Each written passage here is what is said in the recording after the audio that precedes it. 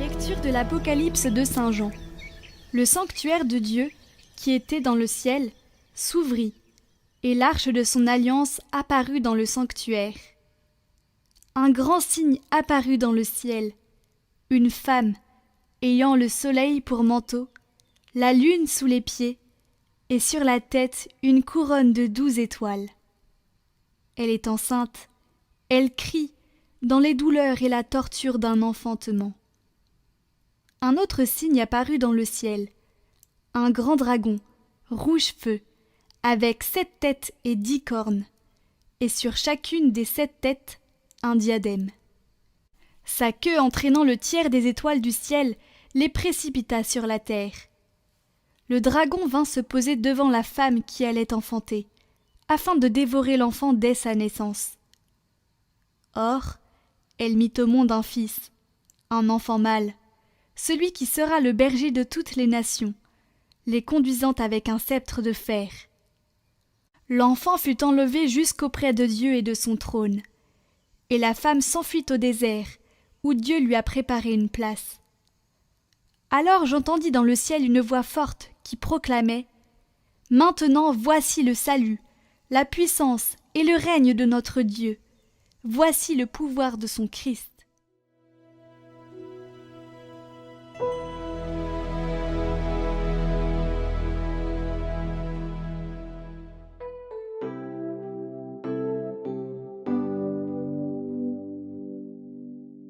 Debout à la droite du Seigneur se tient la reine, tout est paré d'or. Écoute ma fille, regarde dans l'oreille, oublie ton peuple et la maison de ton père. Le roi sera séduit par ta beauté. Il est ton Seigneur, prosterne-toi devant lui. Alors les plus riches du peuple, chargés de présents, quêteront ton sourire. Fille de roi, elle est là dans sa gloire, vêtue d'étoffe et d'or. On la conduit, tout est paré vers le roi. Des jeunes filles, ses compagnes lui font cortège. On les conduit parmi les champs de fête, et les entre au palais du roi. Debout à la droite du Seigneur se tient la reine, tout est paré d'or.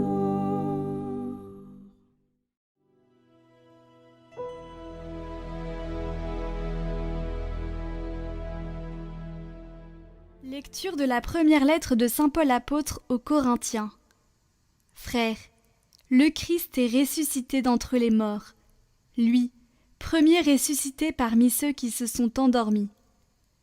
Car la mort étant venue par un homme, c'est par un homme aussi que vient la résurrection des morts. En effet, de même que tous les hommes meurent en Adam, de même c'est dans le Christ que tous recevront la vie, mais chacun à son rang. En premier le Christ, et ensuite, lors du retour du Christ, ceux qui lui appartiennent. Alors tout sera achevé, quand le Christ remettra le pouvoir royal à Dieu son Père, après avoir anéanti, parmi les êtres célestes, toute principauté, toute souveraineté et puissance. Car c'est lui qui doit régner jusqu'au jour où Dieu aura mis sous ses pieds tous ses ennemis. Et le dernier ennemi qui sera anéanti, c'est la mort, car il a tout mis sous ses pieds.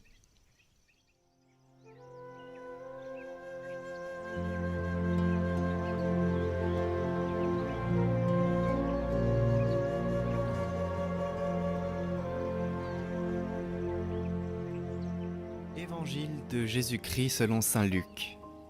En ces jours-là, Marie se mit en route et se rendit avec empressement vers la région montagneuse, dans une ville de Judée. Elle entra dans la maison de Zacharie et salua Élisabeth. Or, quand Élisabeth entendit la salutation de Marie, l'enfant tressaillit en elle. Alors Élisabeth fut remplie d'Esprit Saint et s'écria d'une voix forte : « Tu es bénie entre toutes les femmes, et le fruit de tes entrailles est béni. D'où m'est-il donné que la mère de mon Seigneur vienne jusqu'à moi ?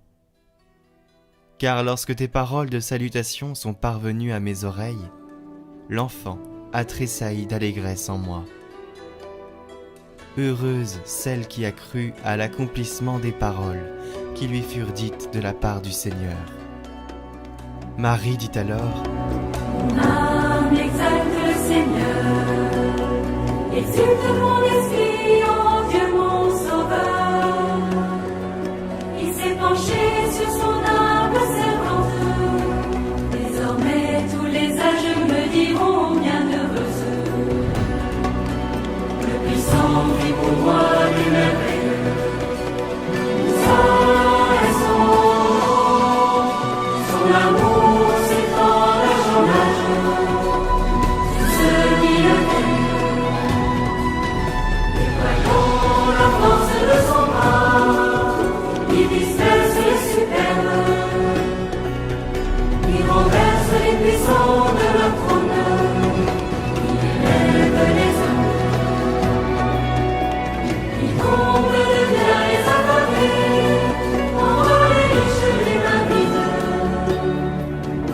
il relève Israël son serviteur, il se souvient de son amour, de la promesse faite à l'autel, en faveur d'Abraham et de Sarah à Saint-Jamais. Marie resta avec Élisabeth environ 3 mois, puis elle s'en retourna chez elle.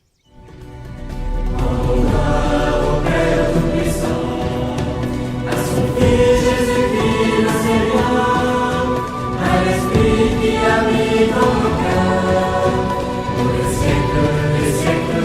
Amen. Amen, amen, amen. Amen, amen, amen. Amen, amen, amen. Amen, amen, amen.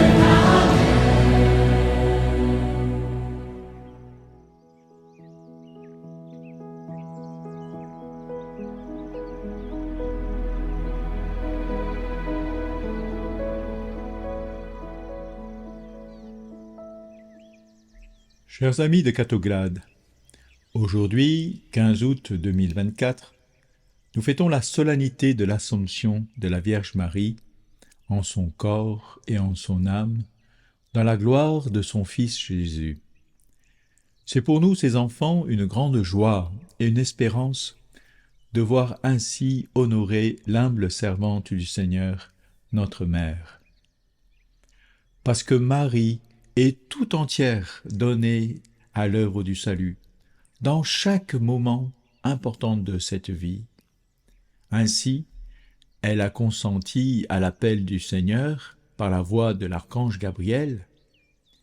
Elle a pris part à l'annonce de l'Évangile comme disciple, marchant et travaillant avec Jésus dans le rassemblement de son Église, notamment en le provoquant à faire le premier signe à Cana. Ses disciples alors crurent en lui. En accompagnant son Fils dans la douleur d'un enfantement lors de sa passion et de sa mort sur la croix, et dans le jour de sa résurrection, où par sa foi, elle reprend vie en lui et avec lui. Enfin, en soutenant l'Église par sa prière lors de la venue de l'Esprit Saint. Pour tout cela, et pour tout son amour qu'elle porte à son Seigneur et son Fils, le Père lui donne de participer à la gloire de ce Fils en tant que première des sauvés, sans connaître la mort et la corruption de son corps très saint, immaculé de la souillure originelle du péché. Marie, en son Assomption, comme pour son Fils lors de son Ascension, n'a pas quitté le monde pour un repos éternel, mais en entrant dans le royaume des cieux, elle demeure désormais d'une manière nouvelle avec ses enfants, les soutenant dans leur marche vers la patrie céleste et leur procurant quotidiennement ses faveurs, parce que c'est à elle que Jésus a confié les trésors de ses grâces pour le salut du monde. C'est ainsi que la Vierge Marie est véritablement l'icône de l'Église, sacrement du salut universel, dont elle est aussi la mère, parce qu'elle est la mère de celui qui est la tête de l'Église. Aujourd'hui, l'Église est tournée vers cette Sainte Mère, toute nimbée de gloire et exaltée au plus haut des cieux, pour chanter ses louanges et pour participer à son chant d'action de grâce et de louange. Magnificat anima mea Dominum. Mon âme exalte le Seigneur. C'est dans cette louange et cette contemplation de notre Reine du ciel que la vallée de larmes que nous traversons comme des pèlerins en quête d'une autre patrie pourra nous sembler plus supportable et dont les travaux et les peines à endurer peuvent être soutenus et soulevés par une espérance invincible, puisque Marie, notre Mère, nous attend dans les cieux où elle est montée. Réjouis-toi, Marie, pleine de grâce. Bénie sois-tu entre toutes les femmes. Amen. Alléluia. Ave Maria.